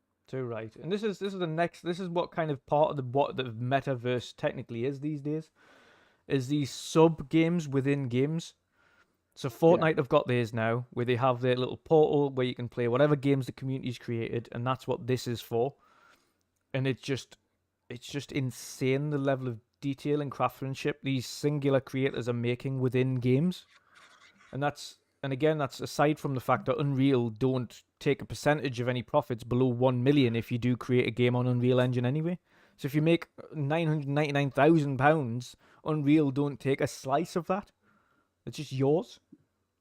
As soon as you hit 1 million, then they take a percentage. Yeah. As soon as you hit 1 million, that 999 point, you're like, get off the market quick. Yeah, stop. No one else. That's when they start taking the money. And of course, if you're just living at home, even if you make a game and you make $100,000 off a game, you're not getting anything taken off you by Unreal. Nothing. Crazy, isn't it? People can make cutscenes in this as well. Oh yeah. I can see people remaking so many different games in this that already exist. And like, yeah, we're going to remake that in Fortnite. Yep. Oh, 100%. 100%. The way some games are these days, it might be the only way you get remakes of some of those games. And of course, we know that. We know that Fortnite now runs in Unreal Engine 5. It is the most recent version of Unreal Engine 5. It is the only game to date that has the most tools that are available to see in action. It's the only game that's got the vast majority of them tools in action now. Currently, is Fortnite. So if you want to see what Unreal Engine 5 can do to make a difference to a game, Fortnite is the one to look at the second. That's when you'll see Lumos and things like that kind of in full tilt. But it also makes me super hyped for all the other games that we're getting coming up within the next couple of years, whether it be, again, Hellblade, whether it be Stalker 2, which is completely Unreal Engine 5, which is going to look insane, whether it's going to be the next Coalition game, which is going to be bonkers. You name it, it's just going to look nuts. The next Tomb Raider's Unreal Engine 5. Whew! Can't wait for that. Yeah, Unreal Engine is looking like the engine to use. Yep. One thing I did notice from Unreal's showcase of who's using Unreal Engine 5 at the moment, and again, that could just be new studios they've added to it, but I didn't notice any of the Sony studios on there. use an Unreal Engine? None of them. So they must be sticking to in-house, like Gorilla, or Decima Engine or something like that, to kind of get it going. Or but I mean, we know Sony don't have the same budget that Microsoft have to buy stuff. We know this for a fact. So they're probably it's obvious, though, isn't it? They're gonna use the in-house stuff because it's in-house. They don't have to pay Epic lots of money to use their engine. So they just want to make as much money as they can, and you can't blame them for that, you know. And to the credit where credit's due, they do a good job with it, you know. So they do, but there's going to come a point where the technology is available, because again, the likes of Unreal, etc., are literally creating technology that isn't available on other engines, and that's where it comes into it. Things like Lumos or Nanite are things that are there to make other things like ray tracing or hyper detail or huge photogrammetry landmarks or areas or maps super easy to produce. Those are things that are very hard to reproduce on an engine or create on an engine full stop. So there's going to come a point where they're going to have to either do some remarkable work to their engines in order to get them to match what's available on Unreal, because this isn't even to do with Microsoft at this point. This is why Microsoft, a lot of the people that are at Microsoft are either using id Tech, Unreal, and very, very rarely have we had Flight Sim with Asobo's own engine, which was fair because Asobo's engine's brilliant as well. And then, of course, we had Slipspace for Halo, and that was okay. But, I mean, they're looking at ditching that and going to Unreal anyway, so... you know, it just seems to be, it makes the most sense regardless. You can, of course, especially with big AAA games, you can negotiate on what the payout is to Epic for that. But for smaller indies and things, you don't really have that much of a worry unless your indie's going to be making millions of pounds. And the big advantage, as we know, the lesson learned from Halo was that you can hire people that already know the engine. You don't have to worry about training them up and then them running out of contract or leaving and having to start from scratch each time. So yeah, Unreal and Unity is the most common engine on the market, both of those, which means most developers that are starting from scratch or home taught or anything like that are going to be very well versed in both of those engines. So when it comes to hiring people, it's going to make the transition period much easier. When they've got project work to do, they know how to handle the engine top to bottom. As you mentioned, Mick, unlike Slipspace, they found even with contractors it was becoming a pain in the arse because they had to teach these contractors how to use Slipspace first, which was a time sink. And then that's the problem with using a proprietary engine. Yep. You've got to get them You up have to to bring date with people it up to speed when you hire them. Mm-hmm. And learning a new engine is no simple task, because it is like any engine is absolutely zero like any other engine. They are not the same at all. They are absolutely not the same. They're all completely different in the way they work, they operate, how they load things in, what the coding is for these engines, what shortcuts you can use for these engines. And you've got coding shortcuts you can use for all of these engines, but none of them are the same on any other engine. So yeah, it just makes more sense. The financial output that it would cost just to pay Epic for the use of the engine, based on monetary returns, is far outweighs that, I think, in time lost for those having to hire and train up people. So yeah, it's gonna be crazy. It's gonna be super crazy. Oh dear me. But yeah, it is looking super good so far. I cannot wait. And we're not too far off E3 these days. Well, we say E3. I'm going to say E3 till the day is done.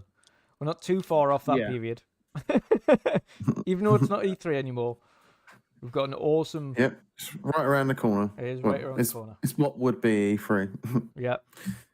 June 11th is the first one we know of, and that's, of course, Microsoft. and their showcase, and the Starfield one that follows it. Hopefully, we'll have Sony's announced soon, and of course, see what Nintendo's up to. Hopefully, they don't want to make us wait another year. After we saw Hellblade, glimpsing us with another little teaser there today, are we still hoping / expecting this game to come out this fall? Jen? I'm going to say no. That's coming out in March next year. How dare you? I don't know. Just going on the cadence at Xbox, I feel that it's probably going to slip to next year. What do you think, I think that it's probably going to be. I sort of agree with Jen that it's probably going to be early next year, but there's a good chance they might just bring it out at the end. They're going to want it. The trouble is what's the cutoff for the Game of the Years? The Game of the Year awards. Mid-November, I think. It's like 8th. I would say 8th is the Not pretty much cut off. So it's got to come out at the beginning of November to make that. Yeah. This No, game- no. Review units have to be out and at reviewers before that point.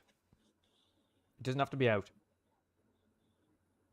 You I don't know that I- game has had far too much press, and it was announced and everything at the Game Awards. I think it can't miss that window of being in the contenders for it, and we don't want a whole Jedi Fallen Order syndrome, problem again, where it gets completely forgotten about because it came out after, and then there's been a whole year before the next awards, and it just gets forgotten about. I don't think that anybody wants that to happen. So if it's going to come out, it's got to be, like you say, there's either going to be previews out by that point, because I would have said maybe sort of late November, December, but you don't want it out then. Are they going to have a review ready by that point? Maybe not. We just don't know. I'd love to think that it comes out in November, early November for you more than anything. But I can't help but think Jen's probably on the money with probably early next year. And especially if we've heard that Spider-Man might be coming out in that September period. I was going to say that. Might be. It was leaked, but then we don't know whether that was before they, that's he's only a voice actor that was funny. That was funny because he put another From- post out today saying, "I blame the jet lag." Just let's Yeah. let's just say this is all a fever kinda dream. cool. He's totally had a phone call from This Jim. isn't the first time Tony Todd has slipped up about something coming out earlier than it was expected. Yeah. So yeah. that's coming out allegedly around September, which coincidentally is when Starfield's coming out. So obviously that sparked a big That makes thing sense. on Twitter. Makes sense. This is Yeah, what but- Sony Spider-Man always slips. do. Sony always do it. If they know when a big game's releasing, they will make sure a big game is set to release just at the same time so that they have something to fight fire with fire. The reason that they weren't bothered beforehand, last year, for instance, when God of War was going to release, was because they had nothing to go up against, so they could just release it whenever, and they didn't have to make a big deal of it. They know Starfield's coming out in September. But yeah, Horizon's been buried twice Yeah. with that theory. Yes, it has. So I'm not convinced that's But that's the not even case. by I think they Microsoft. put God of War That's out. not even by No. Microsoft. That's by Elden Ring twice. Elden Ring and Zelda Breath of the Oh, Wild God, yeah. killed it. So I think they've been burnt too many times with that idea. I think there's a strong possibility they might think, because they're also well known for putting games out at that very early part of the year, February sort of time, and getting that nice, when it's quiet, getting that nice run of the media that sort But of the one spreads, thing or I at will least say with that it was though, the Mick, theory. yeah, the one thing I will say with it yeah. though is no matter how what we say about all of this is it is a guarantee that Spider-Man will sell more, at least initially, than Starfield. Yes. Absolutely. It is a household name. Yes. Spider-Man will absolutely sell gangbusters. It will Of completely course it will. outsell It's Starfield. Spider-Man. He's the biggest superhero there is. Yeah. He's See, gonna but he's the gonna trouble it's gonna is- sell mountains. But The trouble in- is, in the terms of PC long time people- in terms of long time playability and how many people are going to be buying Starfield for years to come, in the long run Starfield will take the cake. In the short term, Spider-Man will do 20 million in like 2 years. Easy. And they'll be selling Starfield on the next console and the next console, and then you'll have it on your fridge, your Refrigerator and Alexa, on your your watch and smartwatch. Alexa. You'll be able and- to play it while you're in the shower. That's gonna be Skyrim all over again. Yep. I'm not even gonna mess with that. That's gonna be everywhere. Yeah, absolutely. Yeah. And So that's- I think that they could bring that. They could. I still think that though now they know that Starfield is September, Spider-Man might go back a little bit. oh, I I don't think so. Spider-Man will Avoid. probably go October, November. Nah, Yeah. I think they know exactly what they're doing. If it was the third party and it was like the Elden Ring, etc., which completely dominates the conversation, it would be different. I think both Starfield and Spider-Man in their own rights will dominate the conversation equally for different reasons. Spider-Man's going to dominate the casuals. Without doubt, the casuals will be talking about Spider-Man. But the hardcore that have been waiting for Starfield for a very long time I guarantee will be talking Starfield. The thing is, though, do you remember 11/11/11? I do. Do you remember Sky? I remember bumping into loads of people. I remember walking past people in the street talking about some Doverkin and thinking, "Fucking hell, what are these dudes talking about Skyrim?" The amount of casuals that got into Elder Scrolls because of Skyrim. Yeah. Don't underestimate the casuals playing absolutely not, Skyrim no. as well. Still going to be a So, gang, and, but I and don't it's on think... and it's on more than one platform. And It's I on don't Xbox think, and PC. yeah, and I was going to say, I don't think, and this is the thing with this one, is they are, unlike Elden Ring, which was multi-plat, it was everywhere. And again, unfortunately, for Horizon, you can't go up against Zelda. Like, I'm sorry, but you just can't, like, No. anything that releases the same time as Zelda is unfortunate. It's just unfortunate. You release the same time as the next Zelda, you're fucked. But if you've got a isn't I game... do think Redfall due Spider-Man out is around coming that time? this. I do think Spider-Man is coming this year without a doubt. They've got a Spider-Man movie Yeah. coming out. Yeah. I think sometime in June. Right around the corner, I think Spider-Man 2 will come out. But for context, for anybody who hasn't seen it, by the way, the actor that is playing Venom in Spider-Man 2 Tony Todd. accidentally, well, I say accidentally, probably intentionally tweeted out promotional stuff, states that Spider-Man 2 is dropping in September. Keep an eye out. A lot of heavy promotional stuff for that period. And then he went back and said today, maybe it was all a fever dream. Don't listen to me. Maybe I'm not even playing Venom. Listen, I'll blame the jet lag. Yeah, Jim Ryan definitely didn't ring me 30 seconds after that tweet. Yeah.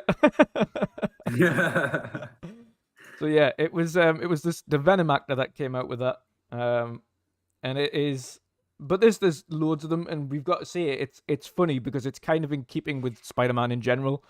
If anybody doesn't know how Tom Holland was around most of the Marvel / Spider-Man stuff, where he's leaked so much He stuff, was always messing up with his leaking stuff. like when he was saying that he wasn't there at the bit where MJ falls from the tower, and he was like, "Oh yeah, that looked really good, but I wish I was there." And they were like, "What do you mean?" And that's how they figured out there was more than one Spider-Man, because he wasn't the Spider-Man that was catching MJ in that sequence. It was the other Spider-Man.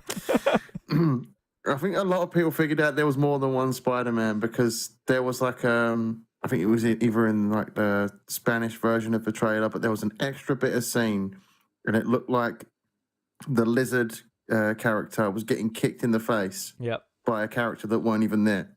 Yeah. Like he fully reacts to getting kicked by a character that isn't there. They scrubbed the character out, and that's how people guessed that there was more than one Spider-Man in there.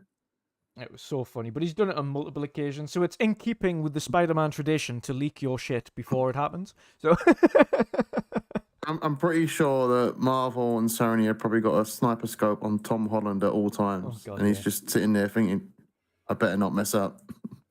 Oh God, it's gonna be big stuff, and of course, you never know. Obviously, we still need to get Pat at some point to have a PS4 Slim or something so we can try out Spider-Man's for the first time and see what he thinks of Spider-Man before Spider-Man 2 releases. I know he's really wanting to play that It's a game. gaming laptop real Gaming soon. laptop. Yeah, Mm. that's all he needs. You'll be able to play it on his gaming laptop through Steam. That's it. Oh yeah, I don't know. I don't know if it's gonna be a gaming laptop, but You never know. they're pretty Yes. expensive, you know. So. Do it. But yeah, we'll see. You deserve it. Yeah. Treat yourself. But it's gonna be a big year for games, put it that way. And again, we know that as we mentioned, there's Zelda's coming out very soon, so we know Zelda's gonna be gangbusters, and it's not one that I'm gonna pick up. I didn't really like Breath of the Wild, to be honest, and I know people loved it, but it's not for me, so I'm not excited for it. I know a lot of people will be, so I hope they enjoy it when they do get to play it. But that's another huge game and another Game of the Year contender. I've never played a Zelda game. Yeah, I mean, ever. Never. Not what? What?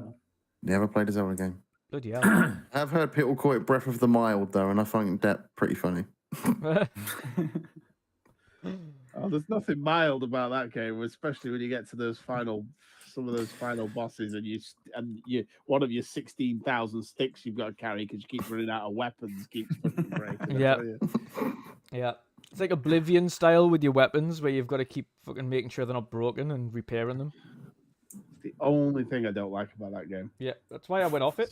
Yeah, I did all the 4 main bosses, and I had to go and fight the final Ganondorf boss, and I just got halfway into the castle. Was like, oh, I'm fucking sick of losing all these weapons. I'm just can't be bothered. Just can't be bothered. And I never finished it. So I will say one thing though. Did you catch the news about the Pokemon company hiring an NFT expert? Did see that. I saw your message in the group chat about that. Yep, I've seen it. I would say that's more akin to something that they'll do with Pokemon Go than they will do with actual mainline franchise. It'll be something to do with mobile. It'll be now to do with the actual Pokemon on console. I don't think they'd ever let that happen. I hope not, but it is Nintendo. Yeah, but still, I'd be more concerned with Square Enix, who are literally all in on blockchain and NFTs. They are going down the path. So, looks like Sony are jumping on board that as well. They've filed some patents recently.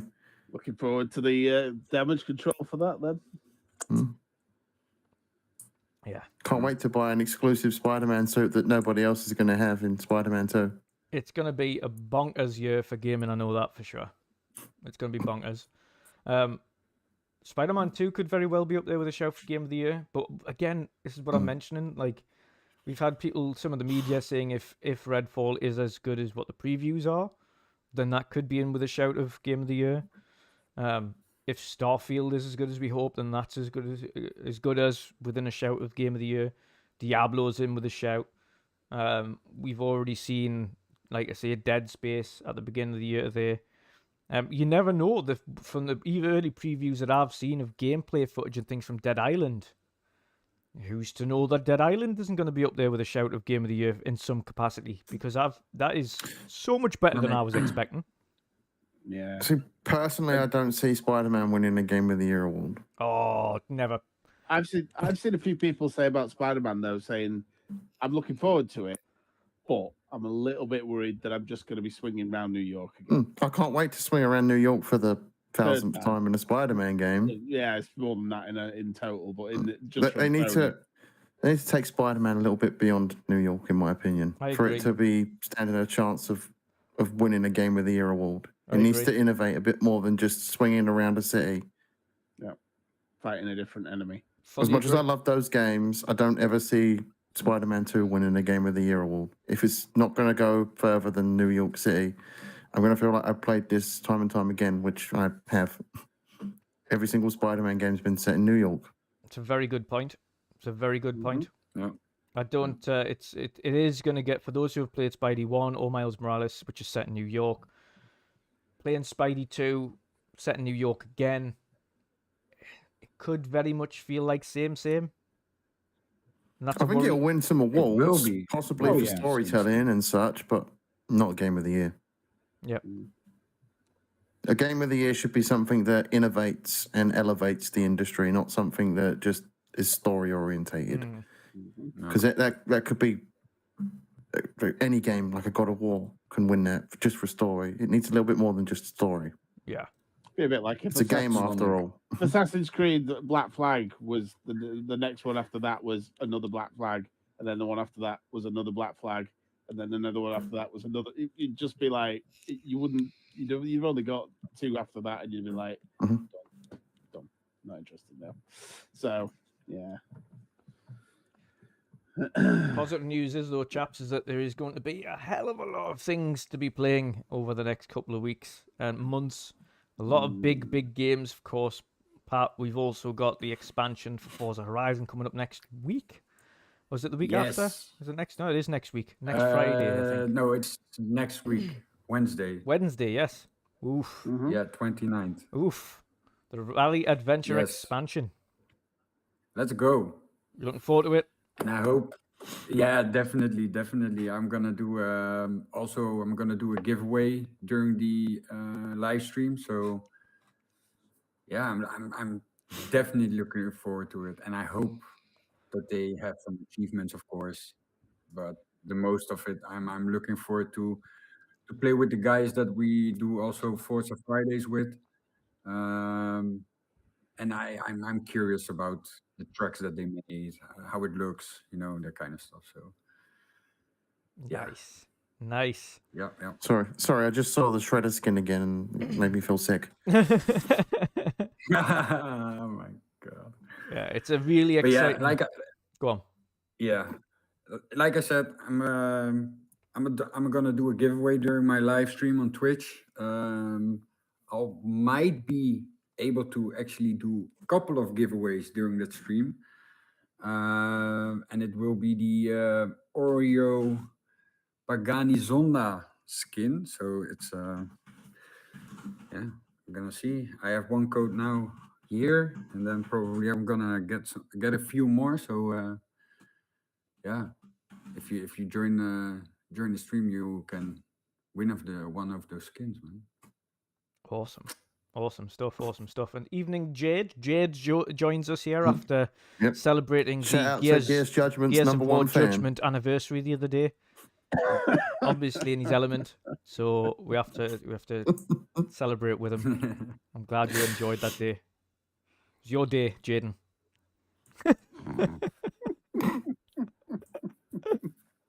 And he's left the chat. Yep, and that's his goal. Unsubbed. The one time he's come into the podcast, he's Unsubbed dislike.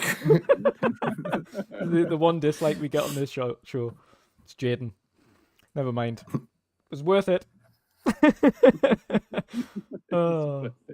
No, it's such a good year to be a gamer. To be honest, I am so looking forward to everything that's coming up. So much to play. I still don't know where we're going to get all the time to play all this stuff. It's just a lot. Very little time and money, unless you're filthy rich. Yeah. This is again more thankful for why we have Game Pass. It saves me on half of them. So hallelujah. I'm going to have to skip Resident Evil 4 because I've got my sights set on Star Wars. Yeah. I'm skipping Resi 4 as well for the second. I'll get that later down the line. There's no rush. I picked that up on sale. It's a game I've dislikes. The game I've played before. So it's not like I'm playing a new game. It's the same game, just nice lick of paint. I'm more bothered about playing Jedi Survivor, which I know a lot of people will be. Then Diablo, and then Street Fighter, and so on and so forth. Of course, the next one up for all of us will be the Forza Horizon DLC, which drops next Wednesday. And then next month, we've got, of course, Ghostwire Tokyo and Minecraft Legends to try out. And of course, the month after, we've got Redfall. And the month after that, we've got Diablo, Street Fighter, etc. So a lot of big games coming out. I know Berserker. I know Jaden is looking very much forward to Resi 4. So I hope you enjoy it. Big horror fan. It's going to be awesome. It's definitely going to be awesome. I'm expecting a review from yourself for Complete Xbox Berserker. So I hopefully it is good and it lives up to expectations. But that pretty much wraps up today's show. I know it's a little bit shorter than usual, but we don't want to over the top with loads of nonsense and dragging topics on for no reason. We're gonna sit here, have fun, talk some awesome games, not dribble on about things forever, but just get to the core of the awesome gaming news, gaming topics, and go from there. Of course, as always, there's loads of friggin' CMA and acquisition stuff to talk about, but until that stuff's closed, we're not going to be continuously talking about that every week. So Me, whenever anyone brings up the Activision Xbox deal, yeah, bedtime. We'll come back to it. We'll come back to it at the end of April. Yeah, We might have some end of news. April. We'll talk about it then. We'll talk about it at the end of next month when we've got a little bit more news, whether it be good or bad. I don't care at this point.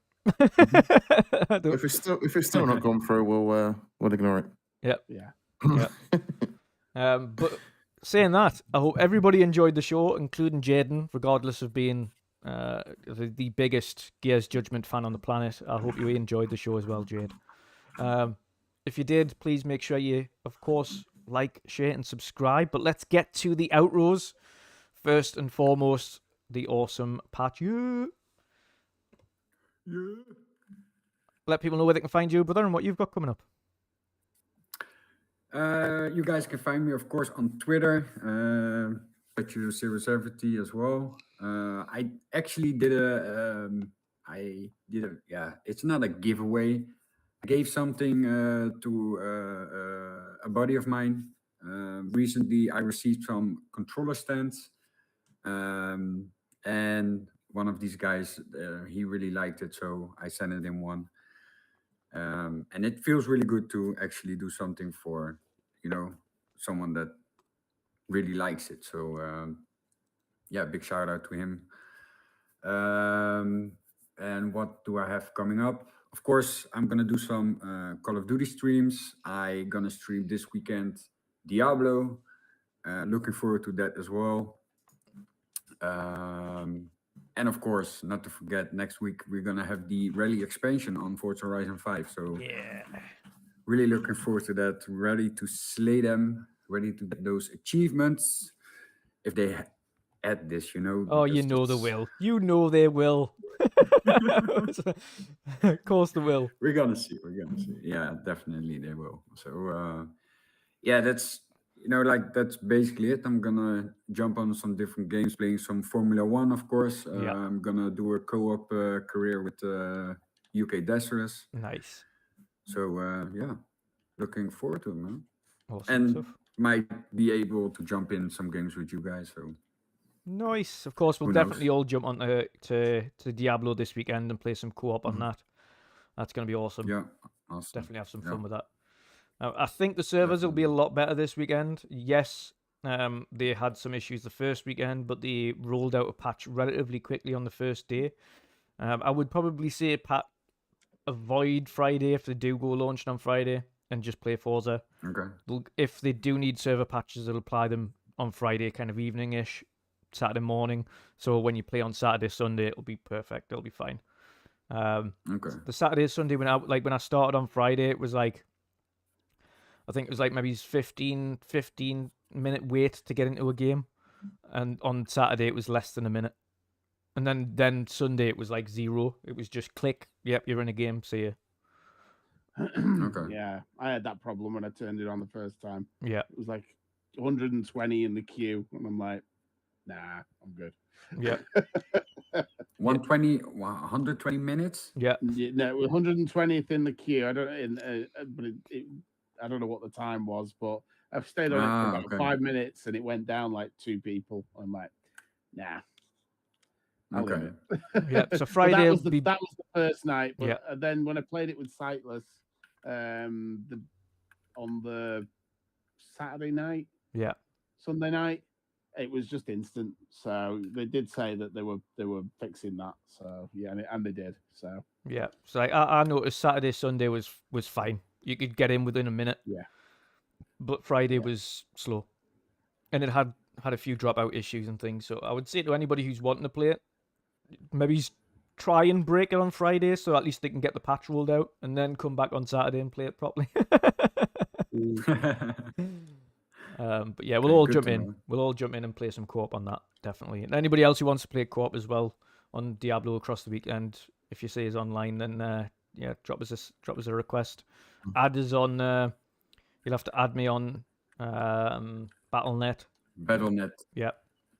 And we'll, I just made I an account, so sweet. yeah, I've got one as well. So I expect it to be tough to get on Friday because it's going to be an open beta. Yeah. So there's Yeah. going to be a hell of a lot more people on. Yeah. So try Saturday. Saturday onwards, it'll be good. all right. Yeah. Yeah. But other than that, Mick, let people know where they can find you, brother, and what you've got coming up. yeah, see you Tuesdays, obviously, with yourself and Jen. Hopefully this week, Chris and everyone. We're going to start ramping back up again. Recently, I had a bit of a problem with the PC the other week, which meant I've lost all my OBS settings, all my overlays, everything. And because I've been that busy, I just haven't had a chance to set them all up again. So that should be getting sorted hopefully this week. And even though I have been streaming them and streaming stuff, it's just been on Twitch. I haven't set the YouTube thing back up again. It's so defeating when OBS messes up. Yeah, it wasn't you just OBS. gotta add everything again. Yeah, it was, like I said, it was the PC's fault. It just turned it on. There must have been some update. I have no idea what it was. I hate it.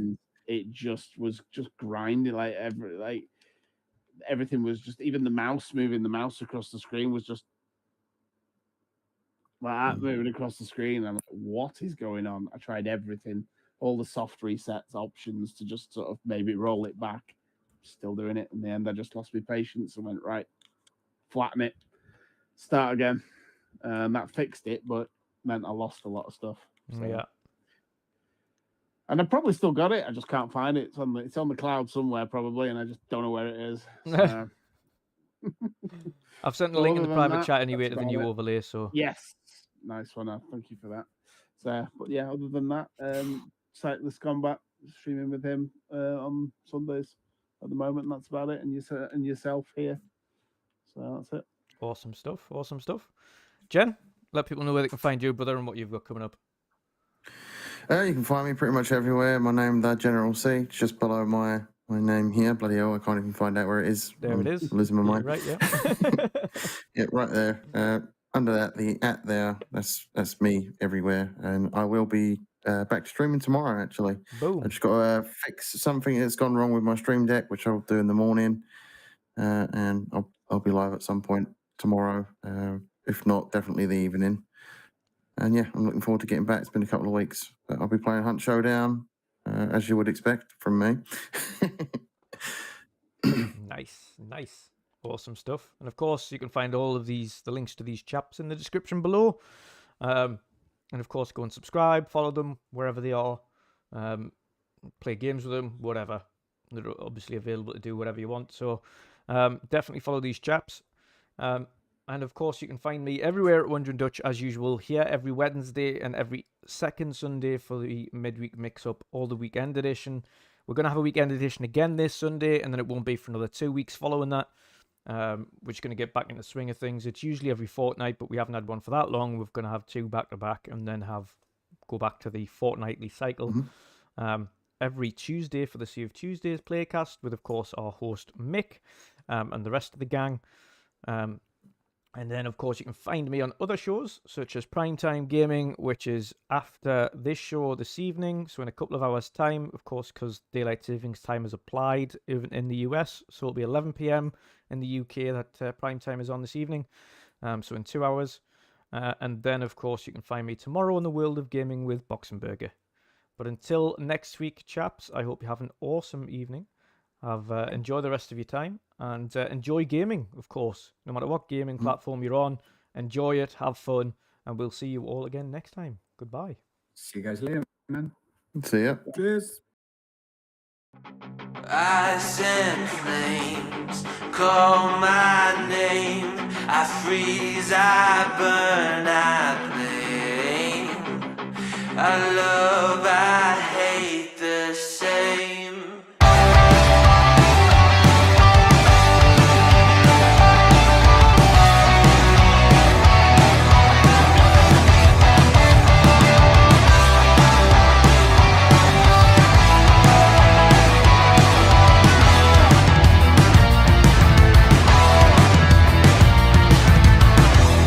It's on my face, I cannot hide from the mistake my parents made. I'm never moving on. Not made from love, a remnant of a selfish motive. Was I needed? Do I need it to go wrong? Polarized, inherent pain pumping through my veins. Ice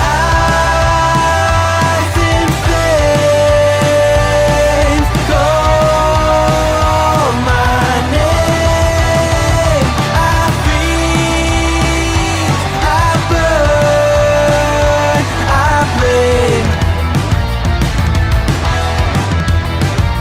I love, I hate the same. If I embrace the side of me, I only fuel the fire.